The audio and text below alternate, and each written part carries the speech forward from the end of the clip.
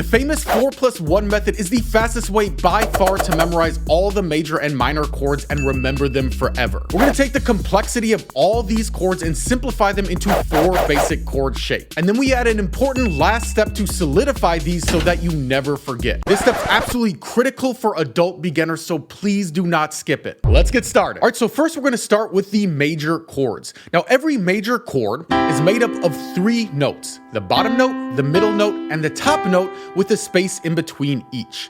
Now, this first shape I call the hamburger shape because it kind of looks like a hamburger with the bun, the hamburger, and the bun on top, but the official name is white, because guess what? It's all white notes. I know, real challenging, huh? Now, this hamburger shape is used for 3 chords. The first is C major. So to find a C major chord, simply start on C, and then find your hamburger shape, and boom, that's a C major chord. The second is F major. So to find an F major chord, find your F, build the hamburger shape, and this is an F major chord. And the third is a G major chord. Same thing, find your G and build your hamburger, and this is a G major chord. So now you know your first 3 chords, C, F, and G. But there's a genius trick to remember that C, F, and G are the white note chords. You're going to use a simple mnemonic device. Just think of something for each letter that is white.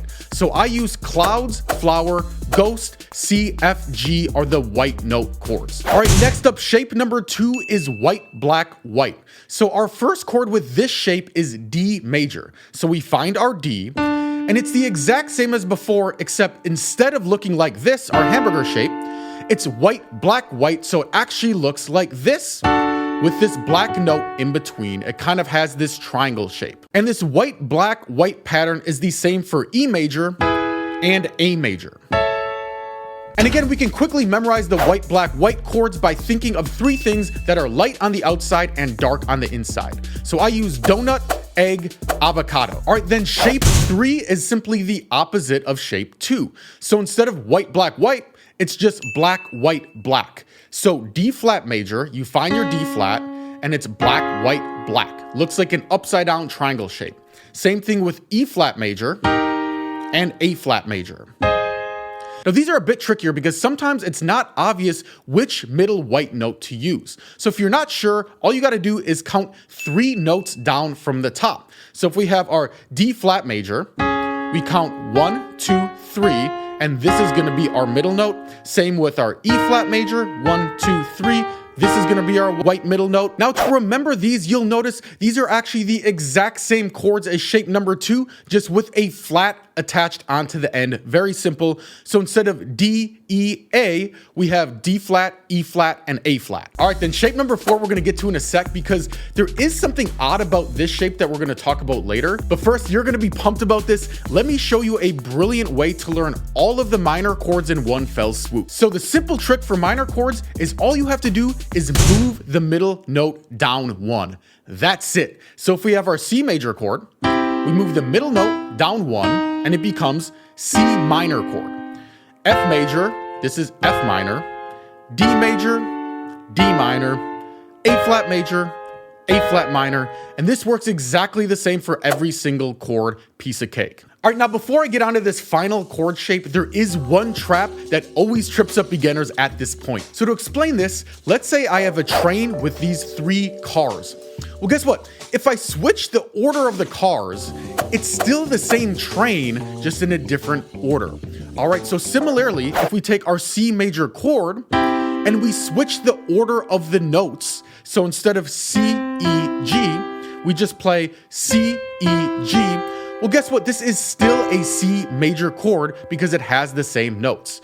We could even play C, E, G, and this is a C major chord, or we could play C, G, C, E, G, C. That's still a C major chord because it uses the notes C, E, and G. That's why you might see a video say, hey, the first chord of the song is G major, and instead of this, it looks like this.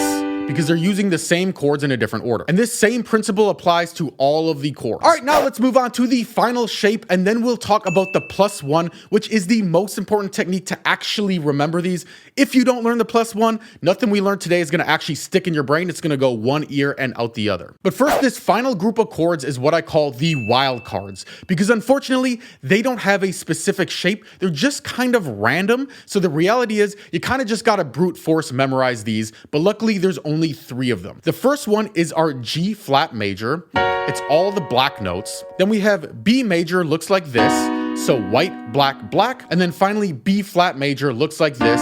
So black, white, white. Now the easiest way to memorize all of these is to simply get the cheat sheet that has all of these major and minor chords organized by shape. I'll have a link to that up here or in the description. And then we'll move on to the final most important step.